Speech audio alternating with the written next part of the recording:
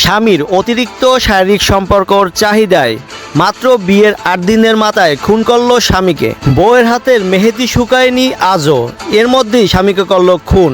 স্বামী বারবার শারীরিক সম্পর্কের চাপ দেওয়ার কারণে মেনে নিতে পারছিল না বউ, কারণ এই মেয়ের আগের ১ বছর একটি সম্পর্ক আছে, যার কারণে তিনি ব্যাপারটি সহজে মেনে নিতে চায়নি।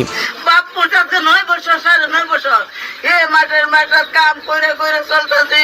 হয়েছে এই মেয়ের আর ছেলের বিয়ে হয়েছে, এদিকের ১০ জন ওদিকে ১০ জন সমাপতি সমাজ নিয়ে আমাদের বিয়ে দিচ্ছি।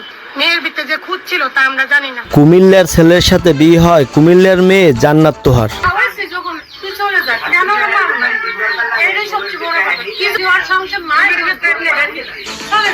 রাত ১০টার খাবার খেয়ে দুইজনেই শুয়ে পড়ে। শেষ রাত্রে স্বামীর অসুস্থতার কথা সবাইকে পরিবারে জানায়। তারপরে ডাক্তারের কাছে নিয়ে গেলে ডাক্তার মৃত ঘোষণা করে। বিয়ে করার মতন বিষয়টা জানি না। আমার পাশের বাড়ির আন্টিদের দেখে আনছে, আমার দেখা আনার পরে দেখি এই অবস্থা করছে। গলার মধ্যে দাগ আছে, এই পাশে যে দড়িটা বাঁধছে না। বিয়ের পর থেকে সেই আপনার মেয়েটা তার স্বামীকে মেনে